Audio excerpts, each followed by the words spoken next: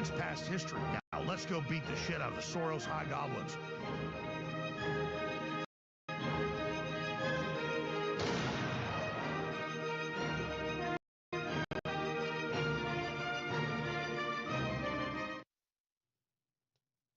I've got a little miscellaneous story here. We keep seeing these things every few days. Top government astrophysicist tracking near-Earth objects, shot on his front porch. This one, Law and Crime just released a full breakdown and timelines for the disappearance of former Air Force General James McCaslin, a figure linked to the UFOs in Wright-Patterson.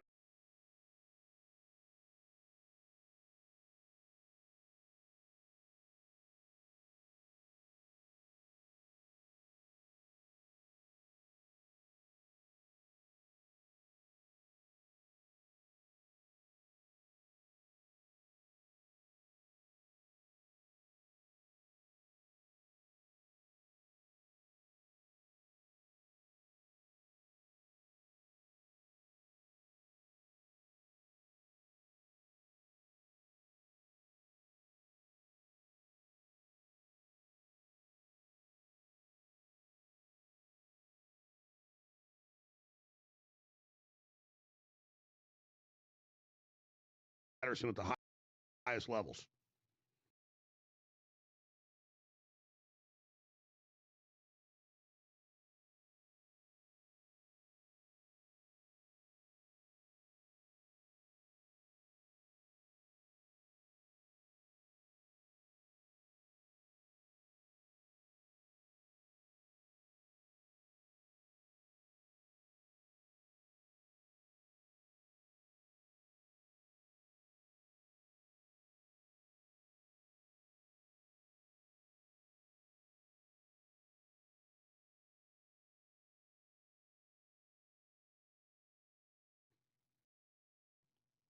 I mean, there's a lot of wild stuff going on, folks.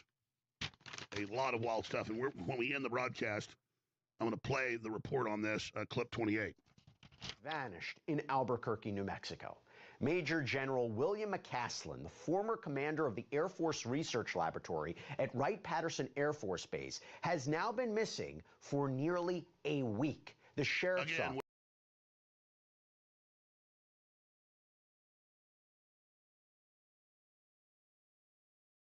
That a little.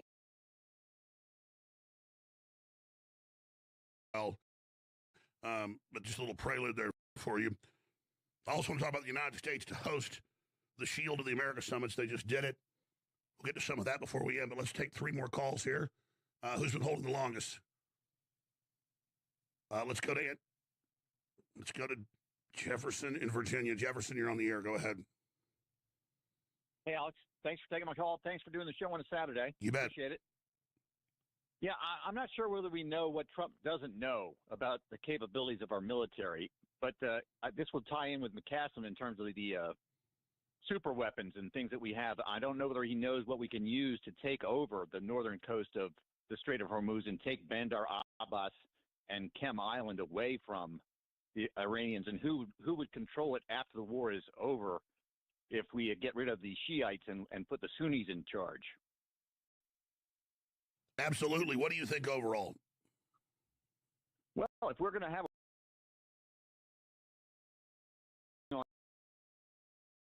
an oil when we have free energy and don't want to admit it, then I guess we have to not let the Strait of Hormuz continue to be threatened by a regime like the Shiites. We have to get the mullahs out of power and put somebody in that we can trust to not threaten global commerce through that strait. I mean, these choke points can't be something, we've kept the sea lanes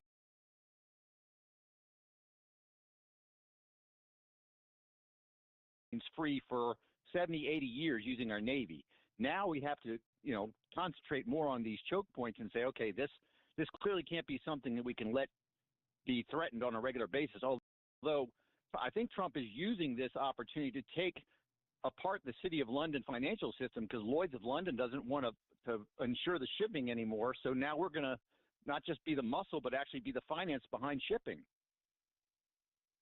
Well, that's the thing. And sir, Jefferson, once you continue, get up here on air and I war game why Trump's doing it, even though I think it was still a bad move. And then I know Eric Prince advised him, the chairman advised him, just because of a lot of these other ramifications. I know why Trump did it. It's to cut off the Belt and Road. It's to secure the Strait of Hormuz. But that accelerates this to a potential of closing it, which it is. And we can talk about super weapons all day. You know, none of this stuff is ever guaranteed. The only thing we know is certain is uncertainty. But then some listeners will hear me explain it isn't all just Israel wanting greater Israel, though the Israel lobby's forcing this through, and Trump's using that as muscle. It's not defending what Israel's doing, but it's absolutely right. This is our global strategic posture. And in the real world, for Americans to understand who are against this war, just because it's a war, they'd understand that if the U.S. was not doing all of this after our industrial base was already destroyed, we would all be basically starving to death. So it's how do we segue out of this old system into a new? How do we stop doing the regime change? How do we project soft power? But at the end of the day, you can see the arguments for why Trump did it, but then why do you think the chairman of the Joint Chiefs advised Trump against it? That's a tough one. I mean, obviously, you know,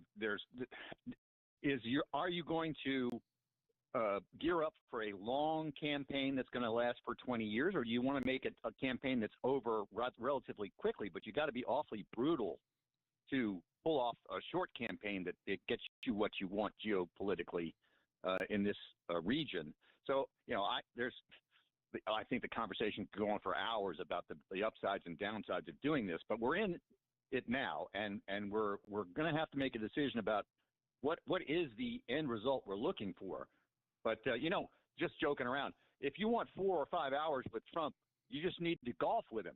If you just sat in the cart and had a presentation for him every time he got back in the golf cart, he would listen to you driving between shots. Yeah, I mean, there's another thing to this. Susie Wiles doesn't want to get me within 100 miles of Trump. I told you back when I was so happy and everything was basically 95% good, then they were inviting me. I'm not getting invites right now. But okay, but so everybody wants me to go do the magic thing and talk to Trump. Sure, I'll reach out and try to go talk to him. But it's you know, we're all talking to Trump right now. The White House watches every show. Most people up there that are actually agree with us, most of them grew up, you know, watching me. They know I'm right, and you know, 95% of the time. And they've got their own concerns. So I appreciate your call. God bless you, Jefferson. Let's go to Antonio in New Mexico. Go ahead, sir, Antonio. Hey, how you doing, Alex? I'm all right. Thanks for taking my call. Yes, sir. All right, so a couple of things. One, I think you should adopt Hulk Hogan's old theme song. If you guys listen to that, that should be your theme song from here on out. Well, Two, I forgot. What was his theme song? Oh, I am a real American. Fight for the rights of every man.